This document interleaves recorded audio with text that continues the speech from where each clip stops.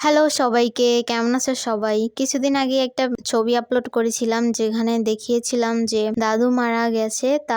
তো আজকে ফাইনালি তার শ্রাদ্ধ অনুষ্ঠান হবে, তো সেখানেই যাব। এর জন্য রেডি হচ্ছি। আসলে তোমরা অনেকেই জানতে চেয়েছিলে যে কার দাদু মারা গেছে এবং কিভাবে মারা গেল। আমি বলছি, সেটা হচ্ছে আমার কাকাতো বোনের দাদু মারা গেছে, মানে আমার দাদু হয়। তো সে মারা গেছে, প্রায় তার বয়স হয়েছিল 115-16, মনে হয় এর থেকেও বেশি হবে হয়তো। সে অনেক বছর, প্রায় 11 বছর ধইরা সে অসুস্থ ছিল। আজকে 13 দিন হইছে, তো সে মারা গেছে। তো সেখানেই যাব আর আমি এখানে রেডি হচ্ছি। দেখো, ছোটবেলা কিন্তু অনেক যেতাম, যেহেতু আমার মামা বাড়ি অনেক দূরে, এর জন্য ওদের মামা বাড়ি যেতাম, ওইটাকেই মামা বাড়ি মনে করতাম। তো ওইখানে গিয়ে থাকতাম অনেক দিন, দিনের পর দিন থাকতাম। বড় হয়ে গেছি, তারপরে আর যাওয়া হয় না। তো কিছুদিন আগেও দেখে আসছিলাম, তখনও সে ভালো ছিল। আর তোমাদের সাথে একটা জিনিস শেয়ার করি, এই বক্সটা কিন্তু আমার ছোটবেলার একটা বক্স ছিল। তো এটাই আমি শখ করে গয়না রাখা শুরু করেছিলাম। তো আস্তে আস্তে তখন থেকেই এটাই আমি মালা, কানের দুল রাখা শুরু করে দিয়েছি। আর এটা আমার অনেক শখের একটা জিনিস ছিল ছোটবেলা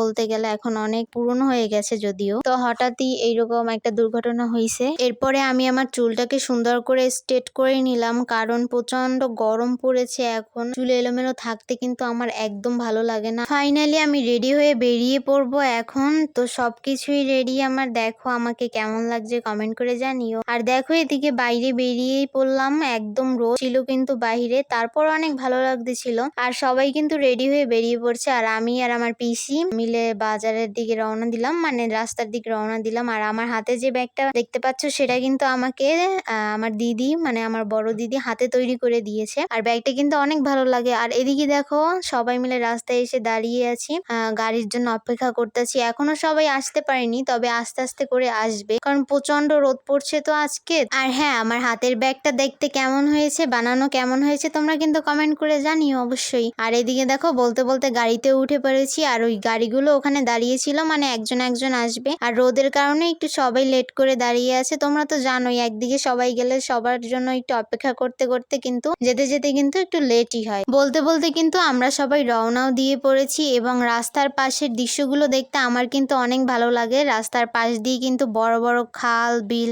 নদী, নালা সবকিছুই দেখা যাচ্ছে। আর এদিকে দেখো, রোদের মধ্যেও কিন্তু আমরা গাড়িতে বসে আছি। আর এখানে হচ্ছে আমার একটা বোন আর একটা কাকি, আর সবাই মিলে একসাথে কোথাও যাওয়া কিন্তু সেটা কিন্তু অনেক ভাগ্যের ব্যাপার এবং খুবই আনন্দের। তো আমরা কিন্তু প্রায় বলতে বলতে এসেও পড়েছি যেহেতু। আর আজকে কিন্তু একদম মানে খুব সকালে রওনা করেছি, কারণ ওখানে হচ্ছে আমাদের তাড়াতাড়ি যেতে হবে। আর এই দেখো, আমি একদম মাঝখানে বসেছি, মানে আমি তো ছোট্ট, এর জন্য আমাকে মাঝখানে দিয়েছে। যাই হোক, সমস্যা নাই আমার। তারপর আমি খুব আনন্দের সাথেই যাচ্ছিলাম। তো আমরা কিন্তু প্রায় বলতে বলতে তাদের ঘরের সামনে, মানে বাড়ির সামনেই রাস্তা, বাড়ির পাশেই, তো সেইখানে এসে পড়েছি। আর ঢুকতে ঢুকতে বাড়ির ভিতরে ঢুকে পড়েছি। আর এখানে এসে দেখি গান বাজনা হচ্ছে, সবকিছু মানে হরিনাম কীর্তন হচ্ছে, আর এদিকে গীতা পাঠ হচ্ছে। আর এটা কিন্তু হচ্ছে দিদিমাদের ঘর, আর এই আমার দিদিমা বসে আছে, কথা বলতেছে বসে বসে, এবং সবাই তার সাথে পরিচয় হচ্ছে। আর আমরা কিন্তু ঘরের ভিতর এসে বসেছি। আর আমাদের সাথে যারা যারা ছিল তারা সবাই ঘুরছে, আর আমরা, মানে তারা সবাই এখানে বসে আছে। আর আমরা একটু ঘুরে ঘুরে দেখছিলাম, মানে অনেকদিন পর এসেছি। যাই হোক, এখানে সুন্দর করে নাম কীর্তন হচ্ছে এবং বিভিন্ন ধরনের ধর্মীয় কথা আলোচনা হচ্ছে। আর এখন পর্যন্ত কিন্তু সব লোক এসে পড়ে নাই, তো আস্তে আস্তে আসবে। এরপরে ঘরের ভিতরে একটু এসে বসলাম, কারণ বাইরে অনেক রোদ। যাই হোক, বাইরে কিছুক্ষণ ছিলাম, তারপরও ঘরের ভিতরে আসলাম। আবার কাকাতো বোনের সাথে দেখা করলাম। ও কিন্তু আমার থেকে ছোট, তবে ও কিন্তু অনেক চালাক, ওর সাথেও পরিচয় করিয়ে দেবো। তো সবকিছুই সুন্দর করে হয়েছে। আর আমরা কিন্তু সবাই মিলে একসাথে গল্প করতেছিলাম ঘরের ভিতরে বসে, মানে বাইরে অনেকক্ষণ থাকার পরে ঘরের ভিতরে আসলাম।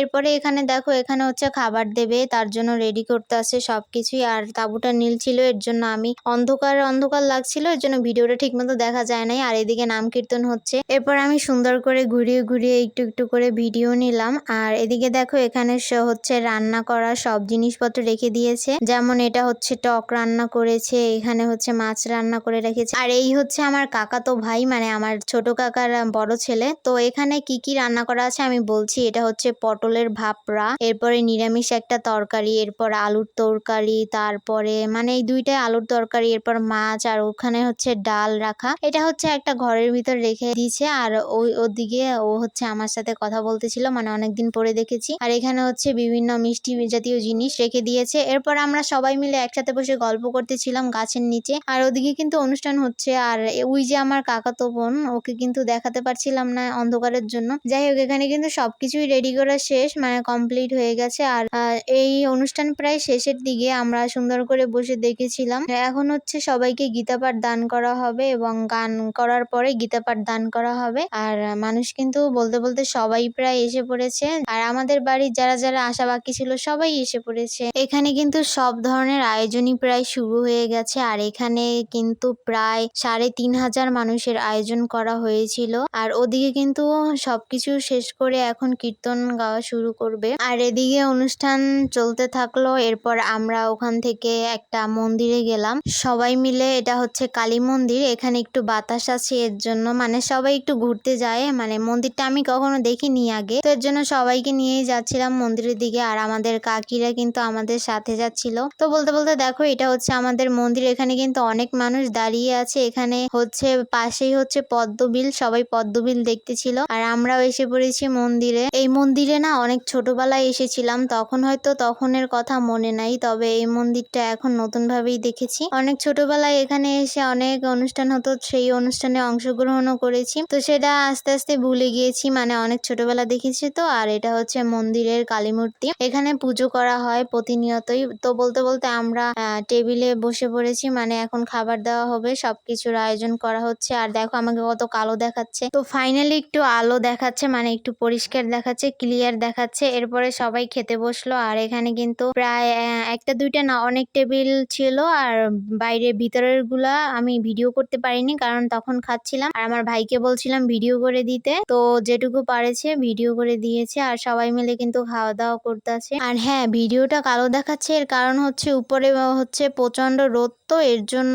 আরো হচ্ছে এটা হচ্ছে নীল তাঁবুর মতো, এর জন্য রোদের কারণে ভিডিওটা কালো দেখাচ্ছে। তো যাই হোক, আর এদিকে দেখো কাকিরা, বড় মারা আর সবাই মিলে খেতে বসছি, মানে এক টেবিলেই সবাই একসাথে খেতে বসছি। আর হচ্ছে কাকি, পিসি, বৌদি সবাই একসাথে। আর আমি এদিকে খাচ্ছিলাম।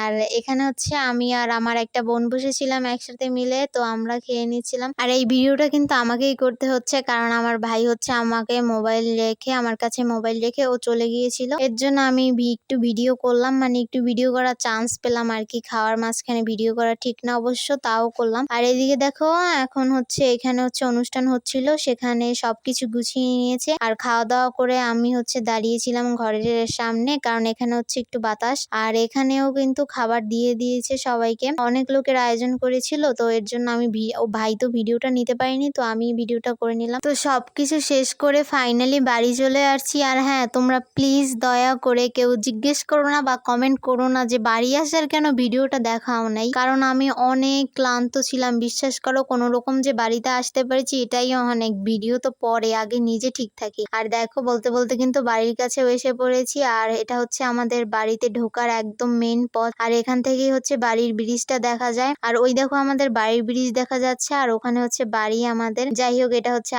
আঁকা বাঁকা ব্রিজ। আমি এই ব্রিজটার নাম দিয়েছি আঁকা বাঁকা, কারণ ঝড়ের জন্য এই ব্রিজটা ভেঙে গেছে। দেখো শেষমেশ ঘরের সামনে এসে পড়লাম। আর ভিডিওটা কেমন হয়েছে কমেন্ট করে জানিও। বাই।